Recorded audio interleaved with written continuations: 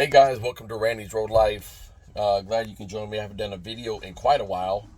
Uh, it's been a very rough few months.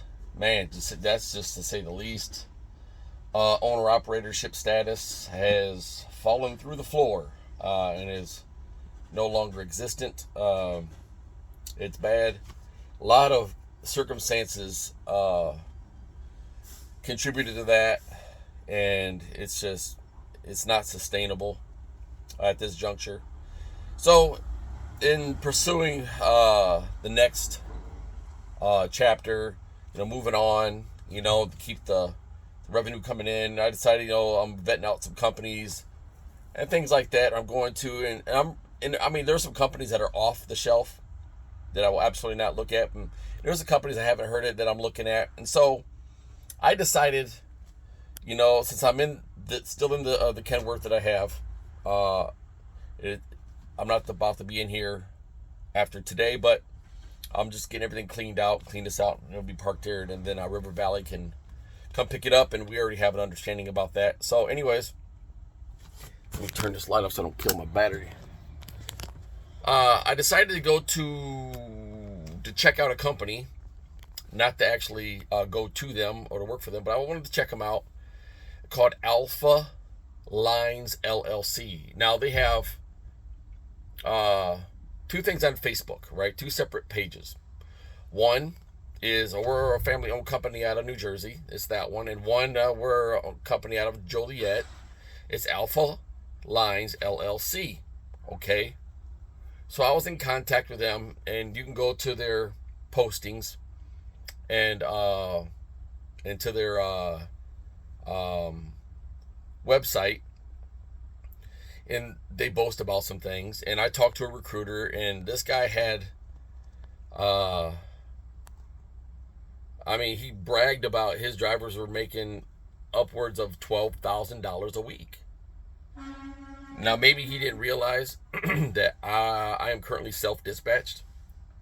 I book my own loads. And so, maybe he didn't think I knew what the load boards looked like.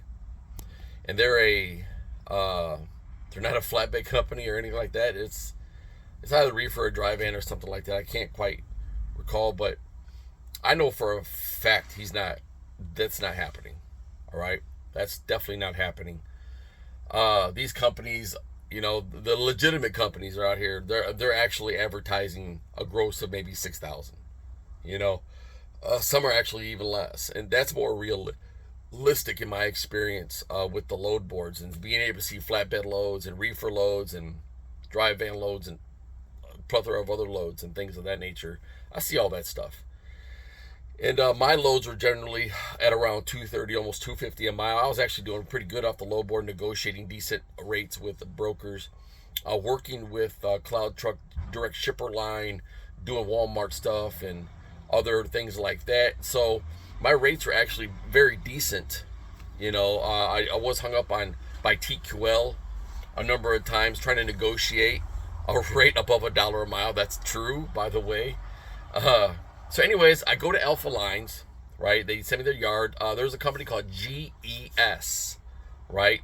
Here in Illinois, over there by Chicago. GES, right? That's the acronym, I believe. And there's a truck shop in a large parking area. And there's a lot of different companies here, all right? Trucks parked all over the place. It's a very decent parking area. It's not dirty or anything like that. But anyways, I walk around there. I'm talking to the lady, right? Oh, let me back up. The recruiter tells me, whoever this guy is, we have a selection of trucks. Okay, we have Peterbilts and Kenworths and Volvos and Internationals and Freightliners. We have Cummins, we have Packard, and we have trucks with APUs on them. Right, this is what he tells me. That's exactly what he told me. So I'm saying, okay, I'm interested. I want to see what these trucks look like. And, we have brand new trucks. We have trucks that are 2 to 3 years old. You can choose what you want. We have Volvo 760s and 780s and 860s. And I'm like, oh, okay, whatever. So I get there. Now it's at night. And the lady, she helps me find the trucks. I find the trucks. I find 3 trucks. All right. One is a fairly new T680, the new body style. Uh, it's got some damage. It's missing a panel, the one that goes around the fuel cap area. Now I know those kind of come off quite a bit. I've seen drivers complain about that. Those things do come off. Um, and someone was actually cleaning that truck at the time. It was a detailer there. I talked to him for a second. Next to that truck was parked a fairly new Volvo 760, and had 130 some thousand miles on it. It was very clean inside, looked pretty decent. Right behind that was a Freightliner with damage. A mirror was actually hanging off the truck. So that was it. No Cummins in there, no APUs, and no international. I mean, it was just a lie. Why would you? It's a lie. They just want to get drivers in the door. Like, oh yeah, we got this brand new Volvo right here. Or almost like brand new. You can drive this. It's gonna be great. You know. And so I tell the lady, I'm not liking the kind of the feel of deception going on here. Making, it's very misleading. And so I hung up with her and I left. And I had no intention of staying there or carrying on any further discussion with that company. That was very misleading. And so they called me the next morning. Mr. Jaleska, something like that, which I do have his full name. And he was like, "Oh, Randy, how you doing?" You at the yard and blah blah blah. He's all jovial and happy and very polite and kind. And so this is Alpha Lines. I was like, "Brother, I'm not applying with you guys. First of all, you guys lied to me. You're very misleading on your selection of trucks." And then he tried to fast talk me and over talk me. And I just said, "Good day, brother," and I hung up the phone. He proceeded to rapidly text me and started cussing me out. Right? In which I do have those texts and the caller ID name, which is his name, I still have. Actually, if you go to if they haven't deleted it by now, if you go to their post, you'll see I actually screenshotted his text messages and posted them there so drivers could see what he had to say. And he was just rapidly texting me back to back to back to back. And I had nothing else to say to the guy, man. And so I had to tell him, "Look, if you don't stop texting, I'm just going to call the police and report harassment on you." And then he finally stopped. So there was that. And this is the issue here in the trucking industry. And it doesn't matter if it's a Chicago company or anyone else. The problem is there's a lot of deception, and these guys know that drivers want to drive nice equipment. That goes without saying. Who does not want to operate, no matter what the profession is, good equipment? This goes without saying that if I'm a welder, I want a good welding machine. A Weber, a Lincoln. I want something nice. I want something good. I want a good welding helmet. I want I want a great welding helmet. Because I'm a certified welder also by trade. And I don't go into a Praxair or a welding equipment shop and buy the cheapest welding helmet I can find.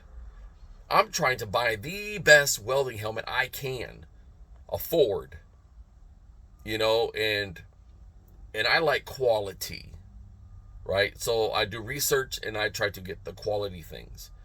And that's just, it should be like that in any job. Doesn't matter if you a mechanic, you want the best tools. Whether you believe that it's Craftsman or a Matco or Snap-on, Me and my dad, we ran our shop and stuff like that for trucks and cars, and Snap-on truck would be there every weekend, and we had $3,500 Snap-on tool chests that rolled across the floor, and we spent all this money on great equipment. We had all this stuff, and so they dangle this carrot in front of your face. And now a few companies can provide that, and you'll get the carrot. Some not so much, and that's what's very frustrating, and it's very pervasive in the trucking industry that they dangle this carrot in front of a driver's face thinking he's going to get nice equipment, and they have these Facebook posts, and they just paste these beautiful trucks, You know, on their Facebook, you'll see a 389 just loaded, or you'll see a W9 loaded, or you'll see a 57, a Western Star 5700 XC just loaded, gorgeous trucks, right? But but when you go to their website, they have Freightliners. That's all it is turned down Freightliners. They have 350 horsepower or less than that, and you're putting up a mountain at 15 miles an hour. You know, it's like, what happened to the 389, and stuff like that. It's like that you advertise on your post. You send these pictures, on your post, and it's nothing like what you truly have in your inventory. And it's completely and utterly asinine that they do these things in order to pull drivers to their posts. And it's all a marketing scheme, right? They have all these gimmicks and stuff like that. And I really praise those companies that don't have gimmicks. Just tell us the truth, man. Tell us the truth. So I've already picked a company and I'm already here. And now I'm going to say this because I think this is important. I have not taken down any of my Caracas Transportation videos. I don't plan on ever taking them down. All right. I like Caracas Transportation. It's a very quality company, Conestoga flatbed. You cannot do yourself a disservice if you go there, right? I like the owner, the recruiter. I like her. I like the fleet manager. The ladies in the office are highly professional, and they're very strict about their job and what they need from you. All right. So it is my opinion, my belief that Caracas is still and will be, as far as I know in the future, in my humble opinion, a great company to work for. Why did I go back? Well, I have my own reason, and it's a personal preference. It has nothing to do with the company itself. The company is a great paying company. It's 75 cents all miles paid. Additional loads pay 30% of the gross if you add on a load to a load you already have. And I've done that. I'm going to tell you this, dude. I did that one time and I brought home $4,100 as a company driver. So I'm going to tell you, Caracas Transportation is a great flatbed Conestoga company. So don't get it twisted that I left there because I have a problem with Caracas Transportation, because I don't, right? And I had toyed with the option of going back, and I asked, and they was like, oh yeah, come on back, because I only left because of the owner operatorship issues I was having and stuff like that. And I'm not going to say those are necessarily their fault, and so that goes on my preferences and what I was trying to do and all them circumstances, and man, things just fell apart in a crazy roller coaster way, and how everything just domino effect, just one fall after another, and it was wild how it occurred. Never would I thought that would happen from the beginning, but it did. And I'm going to do a video on all these things, and so you can see for yourself. But anyways, so I'm where I'm at now. So far that I can see, there's a couple things I don't really care for all that much. Not a big deal to me. It's not a performance issue or nothing like that. Nothing that says the company is a bad company. Not like that. It's just my outlook on certain things and personal preferences. Now the truck I'm getting, I really like. And now the truck did not bring me here. Okay, the truck did not bring me here, right? What brought me here was my conversation with the individual here that I talked to. We had a great conversation. It was very personable. I got here and he treated me very well and all that stuff. And it is a 1099 position. And I'm going to do a video on 1099 versus W-2 in a very layman's fashion, so you guys can understand why some of these companies do 1099. Okay, and there's a reason for that, and it's not just because they don't want to do your taxes during tax season. It has nothing to do with that, believe me. Anyways, that's another video that I will eventually explain to you guys, so you guys can understand. You guys can make good choices for yourselves if you want to do that or not. It's completely up to you. So, I like the truck. I'm getting another T680. It's a 2022. Very owner-operator-esque. Chrome. It's a Cummins. I was so glad not to get a PACCAR, man. I am so sick of PACCAR. So sick of PACCAR. The proprietary issues with PACCAR. Just, in my opinion, it's a trash can. It's a trash can waiting to tip over.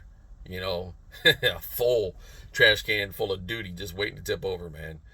And so, but that's my opinion. I know people have had good fortune with Packard. Really not this guy. So, anyways, I really like the truck. I don't really care for the headache rack all that much. It's a wide open headache rack. I don't like those style of headache racks because I like storage space for straps and bungees and stuff like that. And those are usually the places I like to store my straps, is in the front in a headache rack, out of the way, where they're less likely to get wet, because toolboxes, or the boxes on a trailer, they leak and things in there get moist and wet and things of that nature. And so I like putting stuff like that in the headache rack, especially if I have a 3-door headache rack or maybe a roll-up door headache rack. I can put the chains in there and keep the chains from rusting too much and the binders from rusting too much, because binders will bind up because of the gears. One of these years, I'm gonna invest into some easy binders, or if I really want to spend the money, the self-loading binders, which takes the impact. Those are very quick, very fast. But easier binders, I think, are superior because of the amount of torque you can put. You can tighten your stuff down for securement purposes. Anyways, so the pay is very comparable. I like the pay. They gave me options with the pay, stuff like that. I confronted them about their posts. I was like, "This is true," and they was like, "Yes, it's true." And because you want to hold people accountable for their advertising and their marketing, and I think that doesn't happen enough. Is that these companies get away with misleading marketing schemes and their gimmicks, and they're not being held accountable. And so that was one of the things I confronted them with during phone calls and in my initial interview here at their facility, was their marketing on their posts. And I was like, yes, it's absolutely true, and also other stuff. And we talked, uh and so I know my rate per mile, and I can eventually go to percentage up to 30%, which is actually a pretty good percentage, if you because not a lot of companies are actually paying that high a percentage, right? You got 26%, 27%, 25%, and those ranges, and this company's willing to give you 30%. And right now, percentage can be somewhat of a trap. It just depends whether they have customer based freight, or direct shipper freight, or they're dealing with spot market broker freight. And so all that stuff matters, and they're willing in their negotiation process. Their safety record and safety score matters also. So because that'll help you get better rates. So that's why I chose where I'm at, and I will reveal this place at a later date. I'm just waiting on my truck to get finished. I've already seen it, been in it, and it's nice. I'll do a video on the truck. I think you guys will be thoroughly impressed with it. I was impressed with the truck. I was like, wow, I really like the truck. They do have 389s here, just to let you guys know. If you guys are wondering where I'm at later, just hit me up. And they have some nice 389s, by the way, and they like showing them off. So if you guys are interested, if you can drive a manual and you want a 389, hey, hit me up, dude, and we'll see what happens. But anyways, back to the initial topic. The marketing schemes and gimmicks of these companies are outrageous. And so Alpha Lines, LLC, is not by themselves in this stuff, right? And so when I talk to these people, I ask a lot of questions, and you cannot be afraid to dig deep in some of these questions. You need to really get down to dealing with rates and spot market and customer freight, and what the pay rate is and all this other stuff. And you need to ask very serious, pertinent questions to your preferences, and what are the trucks that you have that are actually available. If I was to come there today, what trucks would I be looking at? Do I get to pick my own truck? And all this stuff. There's a lot that goes into these. You need to vet these companies out, and that's what's important. Know what type of trailer and how are they equipped, and what am I getting myself into here, and so that's it. So let me pause right here. Got someone coming up. All right, I was just talking with like a fleet manager guy here for a second. We was having a conversation about the truck and trailers, and just shooting the breeze. on that. But anyways, you know, so vet these people out, man. Vet them out. And you're not gonna know everything going into a company. You are taking a risk, no matter who you're going with. You're still taking a risk because you don't know everything. They haven't told you everything, and so look at all the details. Look at the fine print. Look between the lines, and just how everything is going while you're there. And if you get to speak to other drivers, talk to other drivers, and things of that nature. All that stuff is very important. And look, man, there's guys like me and a lot of the guys, we've been through the ringer with companies, and we still, we use all these processes and stuff, and we still get duped. We still end up in companies where everything looks great on the surface, and they answer all your questions. You see great things, but underneath it's trash, man. They got all this trash hidden under the rug, and sometimes you become a victim after the fact, and so mitigating that is extremely important. So with that, hey, you guys leave your comments. Don't forget to subscribe, like, and share the videos. It helps get information out to other guys and ladies who are in the trucking industry trying to grow here and make good decisions that bring about positive outcomes. So that's what we're about, being able to make informed decisions that bring about positive outcomes. And that's extremely important. If my bad circumstances can help you in future endeavors, I like that, right? And so it helps you navigate this industry the way it is today. And this industry is right now is it's crazy as a truck driver. And so with that, peace and strength be upon you that is found in Christ Jesus. And I hope you guys have a very blessed day.